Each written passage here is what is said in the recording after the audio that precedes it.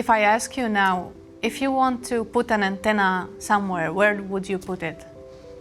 Well, I think outside, high. Yeah. These two.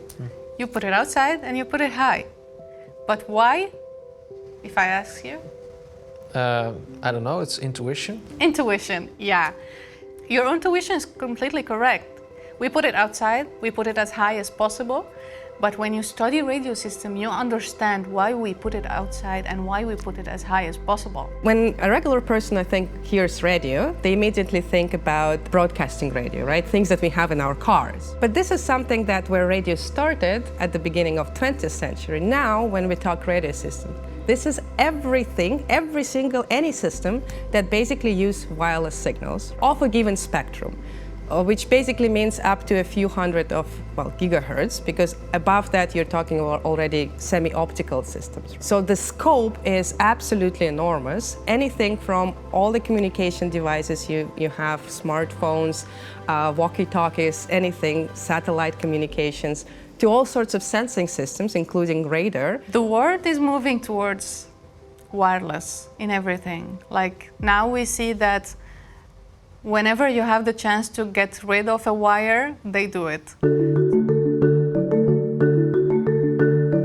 You have two antennas, which you have for transmitter and the receiver. So we look actually at the antennas themselves. How do you design antennas? How you can make systems with multiple antennas. You have antennas, transmitters and receivers, but there is something in between which we call the channel. And the channel is also part of our research, because you might have direct connections between the transmitter and the receiver, but you also might have reflections. So we also look at the channel, how can we model it, how can we do measurements on it, and then later on you have connections to some equipment from the antenna, and first of all we have some analog parts at both the transmitters and receivers, and out of the analog parts comes, digital data, so to speak, and we have some digital processing there as well. If you look at the areas that we within a radio systems group cover, and then basically these are the areas. So we look at the digital processing algorithms. We do not look at the analog part, but we cover the antennas, the channel once again, and then we go back like this. And if you then look at the analog part, that is being covered by the ICD group. So what you learn in our specialization is how do you design your entire link on the physical layer, the main blocks for that are essential for the transmitter and receiver, such as modulation, error correction coding, and then demodulation, decoding, synchronization, with the view that you have to deal with the propagation channel between the two antennas, transmit and receive. And what is so special there?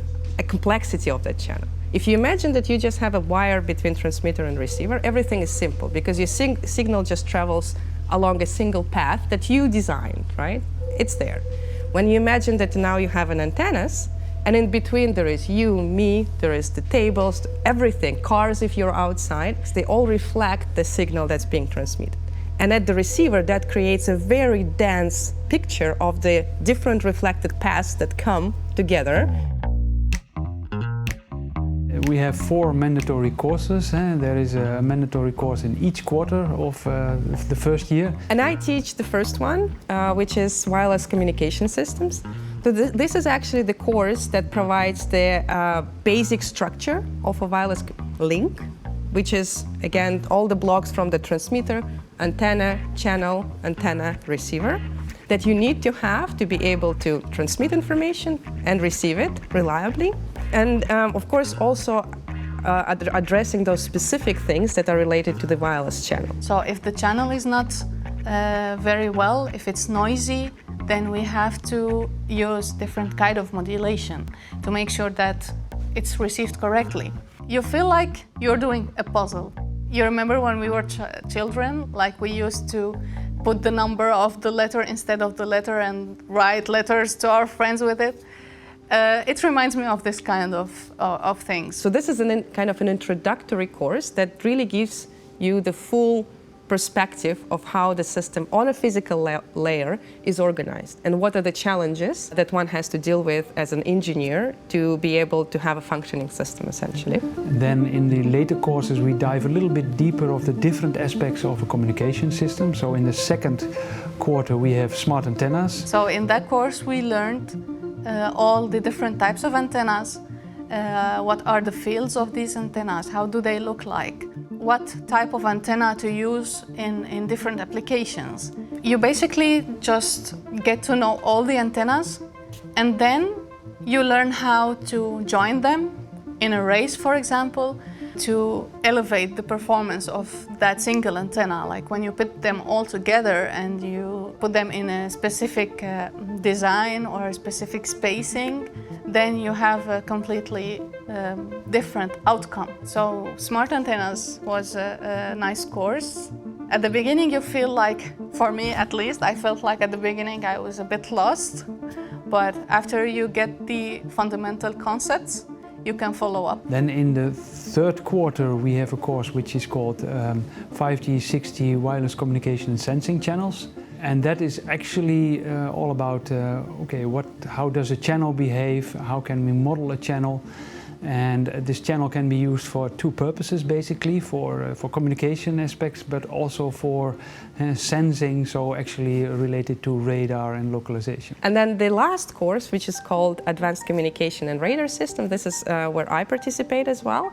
That's where we actually dive into also advanced aspects, such as multi-antenna systems, which is extremely important nowadays with the development of 5th generation and 6th generation communication systems. We combine that with also using antenna arrays for sensing purposes.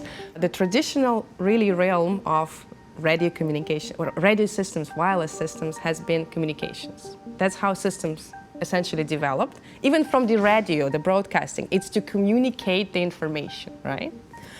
Nowadays we see in the past maybe decade or so that using wireless systems for sensing, so basically not for transmitting information, but inferring parameters of the surroundings, right, based on the wireless signals, becomes more and more important and relevant. So we want to do all sorts of sensing, sometimes with dedicated systems, such as radar-like systems, and sometimes just using the communication infrastructure that is there, which is also possible. And that's where the radar part in the advanced communication and radar systems comes from, where we try to give also a feel of, okay, what else is possible beyond transferring information. What we also think is very important, that the courses are not purely theoretical, so we think it's very important to have also practical aspects in each course, to have the students doing experiments with the equipment that we have. So after if you do our specialization, then you should be familiar with spectrum analysis, network analysis, and these kinds of equipment. The thing that I like in all the courses, that you have to do assignments. And these assignments actually make you understand what was being studied in the theory. When you do assignment or design, like for example, we designed kind of a modulator, and we put a signal at the input and we expect something at the output that we learned in theory. So if we did not get what we expected, we know that we did something wrong in building that modulator. So you see exactly how a parameter can change the whole signal at the output. So it was very nice. Essentially, we use our lab facilities where we have the equipment that's required. For instance, if we do something more closer to a project, we can use, for instance, software-defined radio, which is a radio that can be reconfigured in software, so on your PC to perform really different tasks, right? So everything can be reconfigured, the frequency, the waveforms, what you do, and the receiver. So that's very, very nice, because then you can actually emulate various systems. You don't have to have a specific purpose hardware. You have really general transceiver, and everything else is done in software, essentially. We use those quite extensively in our practical sessions. Furthermore, there is 5VC, which is mandatory and which is spent on academic skills. From the year 2025-2026 onwards, the course Electromagnetic Compatibility will be mandatory as well. This is a great addition, since the mandatory courses that have been mentioned mainly deal with wanted radiation. Unwanted radiation, which disturbs the proper operation of electronic devices, is discussed in the Electromagnetic Compatibility or EMC course. The remaining 30 credits can be spent on elective courses. On the webpage of Radio Systems, there are a list of electives that you can choose from. Some of them are actually recommended to be taken in combination with some of the courses that we need to take as radio system students. So, for example, microwave techniques is a very important course for us because it has to do with how to connect an antenna to its feeding line. How does the electromagnetic fields can be affected? When we wanted to take smart antennas, it was recommended that we follow that microwave techniques course beforehand. But you also are free to choose whatever you find interesting. And once you form your study program, you show it to your supervisor, and then he can approve it. From my perspective, there are always two different possibilities. You can either say, I really want to dive into one specific aspect and follow all kinds of courses that are related to that specific aspect. One example, for example, could be that if you are really interested in how can I implement a communication system on chips, then you can follow all kinds of courses related to chip design. What I think is also interesting is to say, no, I really would like to have a more broader view. So having different topics that are related to communication systems. So you could, for example, say that, okay, I'm not going to look at the design of chips, but you could also say, well, I could just look at software development in the context of software-defined radio. Or you could even say, I also want to know a little bit about artificial intelligence. Interesting. So how did you approach your electives? Yeah, actually, I like mathematics. So I try to choose some courses that are about, for example, statistics and probabilities. I also went a bit for the general networking courses. So I did some courses in mobile networking. I did a course that I actually really enjoyed, and it was performance evaluation. And it's basically about queuing techniques. For example, if you have multiple of users to serve, and they need to wait, for example, in a queue to get served. So what is the best queuing technique to use in every situation? Depending on if you have a priority for some services, or if you have different number of queues. I learned from that course to think critically. So in principle, the second year is filled with an internship and also the graduation process, the master thesis project actually. I did my internship in a consultancy company. What I did in my internship is kind of an electromagnetic compatibility study in the wireless systems. So how can we ensure that a wireless control system that is being used in a water lock to open and close the gate of that lock, how can we ensure that this system can work properly in the existence of that electromagnetic fields from all the electric systems? What if we put it inside a room? What if the weather was rainy or snowy? How does that affect the performance of that system? I kind of combined my theoretical knowledge from all the courses that I took and put them in that research. So it was kind of a way to wrap up what I learned in my radio system courses. We have quite some companies where you can do your internship. So, for example, one of our students went to an antenna design company and really designed an antenna. So from scratch with specific specifications from the company, using the design tools to design it, but also the company manufactured the antenna, and measurements were being done by the student in order to verify the behavior of the antenna. So that is one of the examples. And the thesis is in the group? The thesis, it is in principle in the group.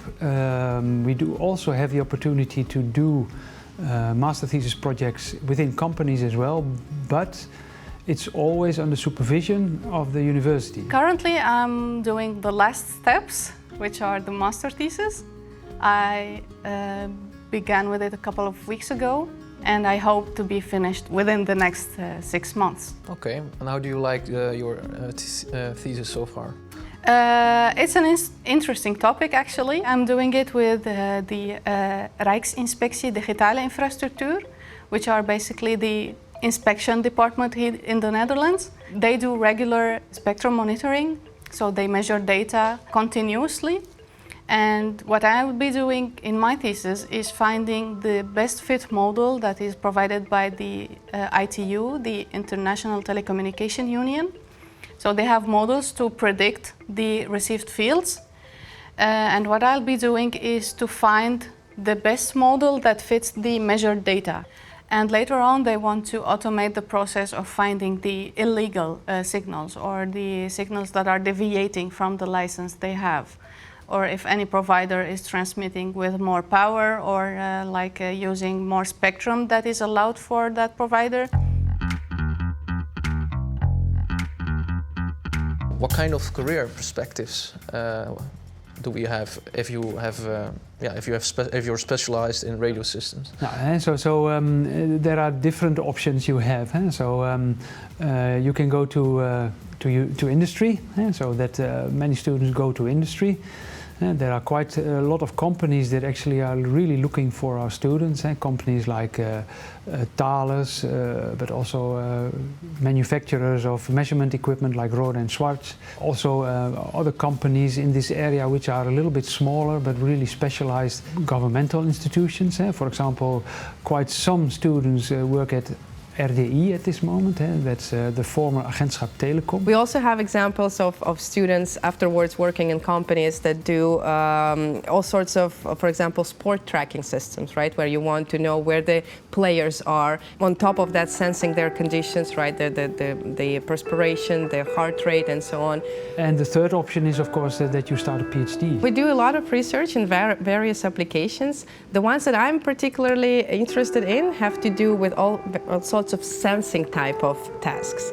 For instance, we all know about radar systems, where you have a signal that is being generated at the transmitter. That signal is being reflected from various objects in the environment and received back at the receiver. So nowadays you see that this kind of sensing radar type systems, they enter into all sorts of really critical applications, such for example as healthcare, where you can estimate the breath rate or even a heartbeat of a person remotely, not in non-contact way. This kind of system also, of course, are used in assistant driving, where you want to detect various objects along the road, pedestrians, bicycles. For example, that we work on insect tracking. The number of insects is decreasing quite rapidly, and actually biologists don't know why this is the case, and actually they don't know the behavior of insects that well. So what they really would like to do is study the behavior of insects.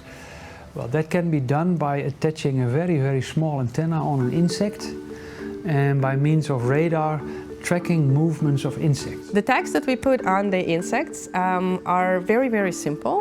In essence, it's just an antenna with a diode and a small loop across the diode to provide a path for the direct current and also to assist the matching between the antenna impedance and the diode impedance. What happens is, imagine, so you have an antenna and you have a diode. And diode is a nonlinear device, which means that the relationship between the output and input is not a linear one. So when a signal arrives at the tag antenna, the antenna intercepts a portion of the signal, and that is basically a voltage that comes to the diode. So if there is enough of that signal to really forward bias the diode, then it starts operating as a regular diode.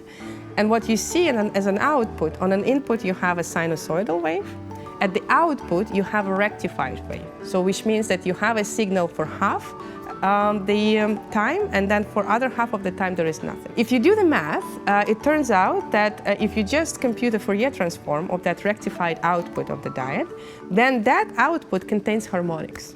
So that is your nonlinearity. You had an input at one frequency, and then suddenly you have an output at all those harmonic frequencies. And if you design your tag, meaning antenna with the diode together, such that it's optimized to receive the signal at given frequency and then re-radiate back a signal at another frequency. Usually it's a second harmonic because it's just the strongest. Then you get yourself a nonlinear, essentially frequency multiplier, and your return signal is now at a different frequency. So this is how the tag really works. They're still pretty large for practical application. This is because we do prototyping at higher frequencies, just for the convenience purposes. If you imagine if you have something that's a few millimeters in size, it's really difficult to handle it, and of course also to manufacture. But the goal is to having these prototypes now to scale them up in frequency, and as you might know, and you will learn in the radio systems specialization, the higher is the frequency, the smaller is the antenna that you can make. Our goal is to shrink that tag that you see right now about 3 times to a size of 5 times 5 millimeters, and that would be already quite useful for a lot of insect species. You can really work on hardware, software, mathematical modeling, and use that in order to make a wireless system. I think right now, well, maybe it's always like that, but I feel that it's a very exciting time because the amount of different use cases and really different application is just increasing very quickly. Because the technology, the cheap technology, come to the level where you can do a lot of things quick, cheaply, with low power consumption, and that allows us as more kind of system engineers to enter into the domains in the application areas where such systems haven't been possible before, right? The mobile, compact, enabling remote, non-contact monitoring, tracking, detection, sensing of all sorts of things, and that's very exciting. So that's what's nice about radio system. That's what I like about radio system, is that you actually understand the things that you do when you talk about wireless communication, that everybody does, but quite few people know why we do it.